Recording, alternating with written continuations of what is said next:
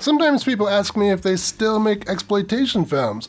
Of course they do. Anytime you've got a low-budget film that entices you to watch it by promising trashy elements, that's exploitation, baby.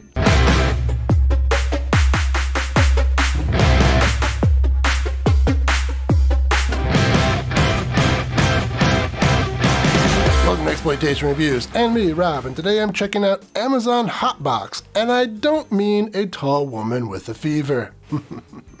This movie comes to us from writer-director James Bickert, who has made a few of these Neo-Grindhouse films. Let's see what he did in the women in prison genre. We open in the sewer, and then we're in the jungle. This stripy lady is running, and this not Ilsa shoots her.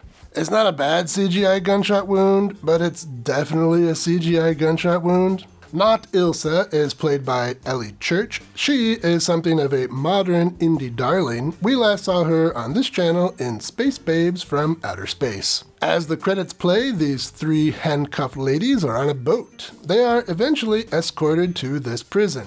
Ooh, I can get behind this shot. In a different part of the movie, Jordan Phipps is being debriefed, but not in the way we want. She is some sort of secret agent and is told about the prison we saw earlier. Jordan Phipps, by the way, is how I came to know about this movie. I saw her in a film called Close Calls, and I don't know what it was, but there was just something about her performance in that movie that appealed to me. A mystery for the ages. Oh, sure. Anyway, back in this movie, her debriefing ends with this. I've been electrocuted, spat on, made to crawl like an animal. Damn, I miss it. Yeah, that was actually pretty funny. Back at the prison, our new inmates get their uniforms, and we know what that means. Prison intake scene, time for a shower. Except, nope. Instead, we hop over to Not Ilsa convincing this dude to apprehend some spies. And again, it ends on a pretty funny note.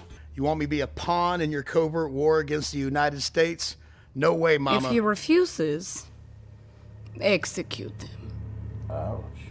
Could've just started with the fine print. And then we're back with the ladies, and they're already in their uniforms. Movie, that's not how these things are supposed to go. There's a formula here that you're ignoring. Show up at prison, get undressed, shower, which is sometimes just a fire hose, put on skimpy uniform. Messing with that formula is like messing with my emotions. Regardless, the new gals have some trouble with the established gals.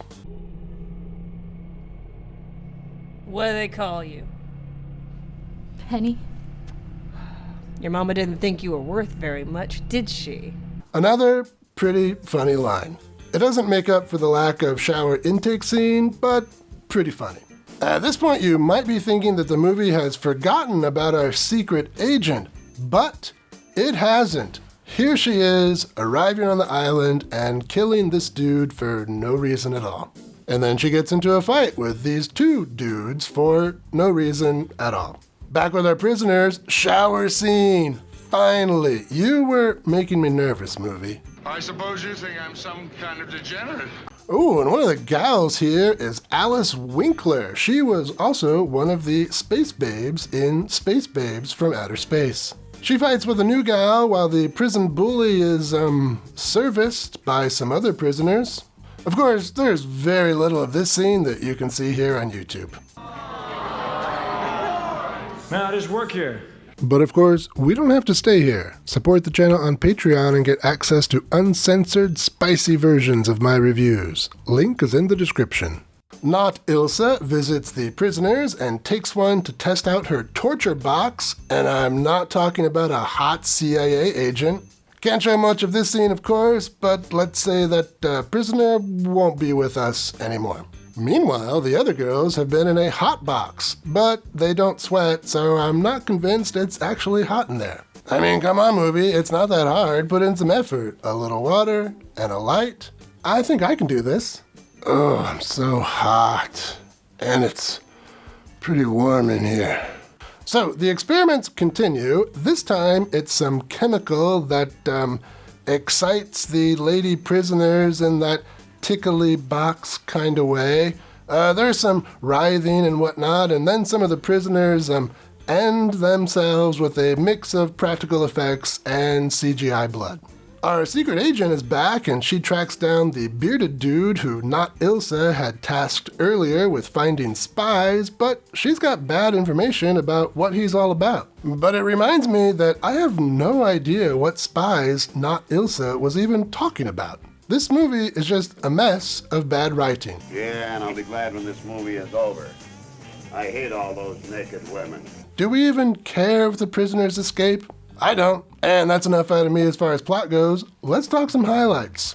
Well, this movie occasionally does three things well. One, it's occasionally pretty funny. There is some snappy dialogue here, especially at the beginning of the film, some of which I already highlighted. Two, the movie is occasionally well photographed. There are times when you can tell the cinematographer shot intentionally. Took the time to compose an image for the screen and didn't merely point and shoot, and I appreciate the effort. And three, the film does deliver most of what we would expect from a women in prison film. We've got a sadistic warden, prisoners in skimpy uniforms, torture, a shower scene, forced lesbianism, and as the title promises, there's even a hot box. It's all here. So the film does check all of those promised boxes. And I'm not talking about a Mormon wedding night. All those girls. But the film is far from perfect. Like a prisoner testing out the new fish, this film has some shortcomings. Well, this movie is a mess. I'm not even entirely sure what the story is supposed to be. There's been a regime change on some island nation, a US spy organization is somehow interested, a prison warden who works for this new regime is doing experiments on prisoners and forcing a lost biker to hunt down these spies. But how is the prison and the warden all a part of this regime? I don't know. How does infiltrating the prison help the spies with the goals of regime change? No idea. If there is a spy in the prison, what's the other spy doing here? How does being in the prison even help the spies at all? Are these people even the same group? None of this makes any sense whatsoever, which makes watching the movie a rather annoying experience. And I didn't even mention that there are also zombies in this movie. What? Yeah, zombies. Why? I don't know. Women in prison films are simple, formulaic pictures. A woman, sometimes an innocent woman, is put in a prison where she experiences all manner of brutality and sexiness.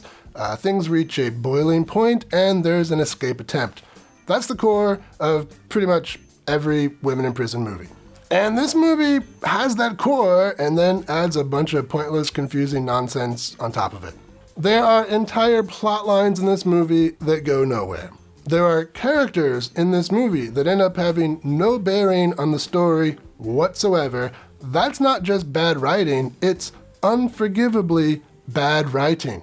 This biker guy, ultimately, he plays no role in the story. He makes no effort to find whatever spies he's supposed to be finding. For the most part, he just sits in this room. Eventually, he does move to sit on the roof, and that's it. And the secret agent, same deal. No role whatsoever in whatever passes for a story here. Zombies? Completely, utterly pointless. Ultimately, this is the kind of movie that I hate. I can forgive all of the movie-making elements that require money because I don't think money should prevent people from making art. Yeah, sure, the CGI here looks bad, but good CGI, if there even is such a thing, costs money. They didn't have that money, forgiven. But knowledge of basic story structure is free. There is no excuse for having a script this bad. This script had way too many scenes that should have been tossed into the recycle box, and I'm not talking about an ex-girlfriend.